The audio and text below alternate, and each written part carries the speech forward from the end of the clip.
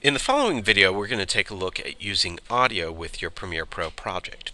So I'm going to locate the folder that has the audio in it, and you'll see as I double click on each file, it will load the audio files. Now, one of the things I want you to be aware of with this audio file is that you do have the ability to have either mono or stereo audio. In this case, you'll see it says mono. It says 44:1 16-bit mono, and the same thing with that. It's also mono. I want you to also look at this one and look at the overall texture of this file versus the overall texture of that file. You'll notice this has a lot of spikes, and then it goes down in level and up and down, whereas this one stays a little bit more constant throughout. That's just something to be aware of because we're going to be playing with that in just a second. In general, stereo audio is more common in your projects than mono audio. So I do want to point out that with the right tools like Wavisr, that free online or the free editor that you can find online, it's very easy to convert something from mono to stereo. In order to do that, let me open up one of these files. I'll open up the folk song, and here you can see that file. You can also see I have this beginning part which is a little bit long. I might go ahead and remove a little bit of that so it starts off immediately instead of having a pause. And now what I can also do is go to Process, Convert to Stereo, and you'll see that it's very easy to convert that mono sound to a stereo sound. Now I'm going to go ahead and save this as my stereo, just so we can see a difference.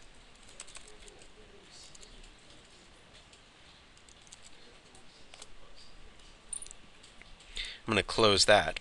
And now let's take a look at this other file real quick. Whoops, I think I wanted to open it here. The Aloha sound. You'll notice that these levels are pretty high and then they go low and high and low. And one of the things that I would like to do is actually be able to process this sound to make the levels a little bit more, let's say, standard levels. So anyway, let me go ahead and save this one to a, or save to a stereo sound as well. That should be saving that out. And in here, it'd be nice if I had the right, let's see, effects, process, let's see, volume, custom.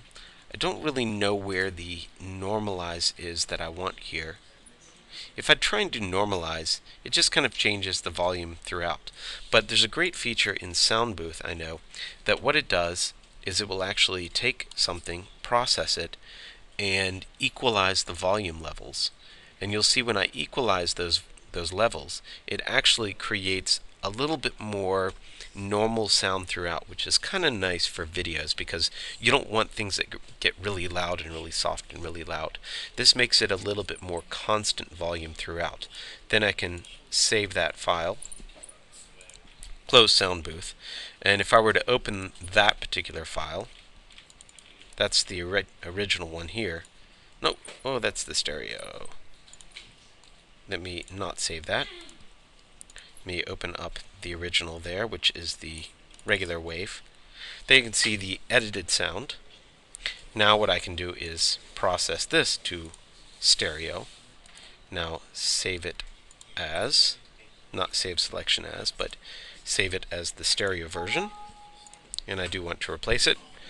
So hopefully you got that. Now I can go back to Premiere and start to use these sounds. Now I might need to import the new sounds that I have. So I'm going to choose both with the Control key and bring them in. And let's take a look at this. Now that I've got those two sounds, I'll put them in my audio folder. And you'll notice if I drag the stereo sound, it will go to my Audio 2, Audio 1, Audio 3 folder. But if I try and use the mono, it will only go to the Audio 4 and below. It won't go somewhere else. So go ahead and play with converting your sound to stereo if it's mono, and then import it back into Premiere and place it on your timeline, and then we'll go on with the next tutorial.